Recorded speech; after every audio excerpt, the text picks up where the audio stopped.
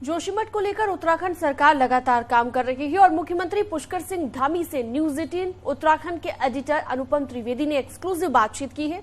CM Dhami news 18 के साथ खास बातचीत में जोशीमठ में हुए भूधंसाव और वहां पर किए जा रहे बचाव, राहत और सरकार द्वारा किए जा रहे कामों को उन्होंने बताया है। उत्तराखंड के जोशीमठ के दरकने की खबरें आ रही हैं।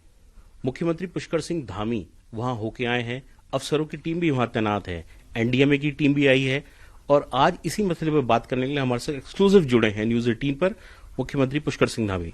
सर, आप होके आए हैं जोशीमठ और पूरे वहां अफसरों की टीम भी है। पिछले कुछ दिनों के जितने डेवलपमेंट्स हुए हैं, आप उसको कैसे सम अप करते हैं?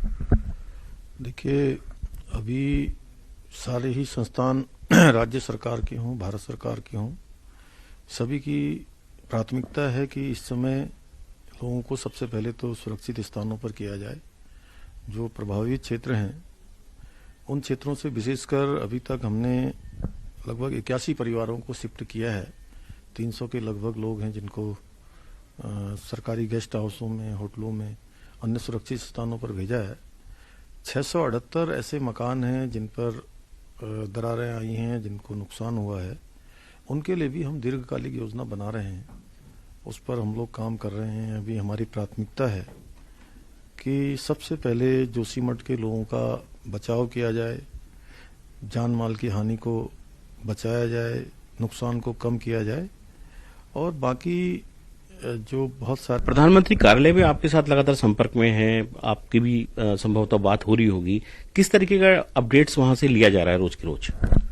देखिए, प्रधानमंत्री जी की चिंता है कि लोगों की जान माल की रक्षा की जाए और इसमें अभी तात्कालिक और दीर्घकालिक जो इनके पुनर्वास की स्थिति है उस पर एक प्लान किया जाए और हम लोग उस पर काम कर रहे हैं। अभी पीपल कोटी और गौचर के आसपास की कुछ जमीन भी तलाशने का काम हो रहा है। उसका भी भूवैज्ञानिकों के द्वारा पहले सर्वेक्षण कराया जा रहा है और अगर वो भूमि सही निकलती है तो वहाँ पर हम लोग आगे के लिए उसका एक हमारे पास विकल्प रहेगा कि हम वहाँ पर आगे बढ़ेंगे उस पर। एक्सपर्ट्स की टीम से तो क्या लगता है कि जोशीमठ आगे कुछ बचाया जा सकता है अभी जितना खसक रहा है उसके बाद?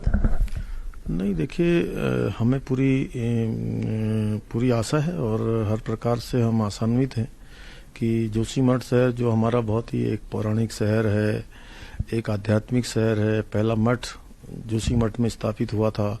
सामरिक रूप से पर्यटन की दृष्टि से ओली भी उसके पास में है, बद्रीनाथ जी का भी सबसे नजदीक का शहर वो है।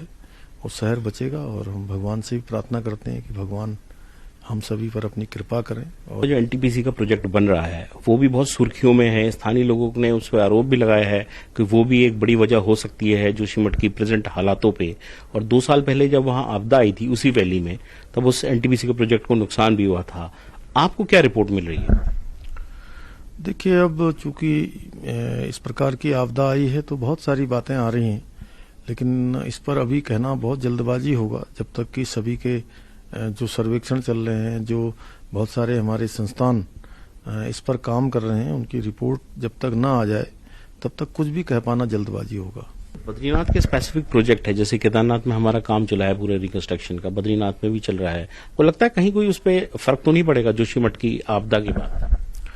नहीं, सभी का आकलन करेंगे और मैं समझता हूँ कि बद्रीनाथ का जो निर्माण कार्य है वो बहुत ही सुव्यवस्थित तरीके से हो रहा है, सारे मानकों के आधार पर हो रहा है और इकोलॉजी को भी ध्यान में रख के उस पर काम चल रहा है। आपने बड़ी इंपॉर्टेंट बात कही है लोड कैरिंग कैपेसिटी की, उत्तराखंड के शहरों की। तो ये बड़ा फैक्टर है। मसूरी है, नैनीताल है, धारचूला है, कई शहर इस तरीके के मुहाने पे हैं। तो क्या महसूस किया जा रहा है कि पूरी अर्बन डेवलपमेंट की एक नई पॉलिसी भी बनाने की जरूरत पड़ सकती है? निश्चित रूप से एक बार पहले इसका आकलन करेंगे और जहां जरूरत पड़ेगी तो हम इस प्रकार की नई पॉलिसी भी यहाँ बनाएंगे। जी, बहुत धन्यवाद। तो ये थे उत्तराखंड के मुख्यमंत्री पुष्कर सिंह धामी, जिनका कहना था कि बहुत से फैक्टर्स हो सकते हैं जोशीमठ की घटना के पीछे। सबका आकलन किया जा रहा है, उसी आधार पर आगे की पॉलिसी भी बनाई जाएगी। कैमरामैन दीपक उपाध्याय के साथ अनुपम त्रिवेदी, न्यूज 18 के लिए देहरादून से। मुख्यमंत्री पुष्कर सिंह धामी ने जोशीमठ आपदा के चलते अपने 1 माह का वेतन मुख्यमंत्री राहत कोष में दिया है। मुख्यमंत्री ने कहा कि राज्य सरकार जोशीमठ प्रभावित लोगों के साथ है और उन्हें राहत पहुंचाने के लिए हर संभव कदम उठाया जा रहा है। वहीं सचिवालय संघ से जुड़े कर्मी भी आपदा राहत कोष में 1 दिन का वेतन देंगे। जोशीमठ आपदा प्रभावितों की मदद में खर्च की जाएगी धनराशि।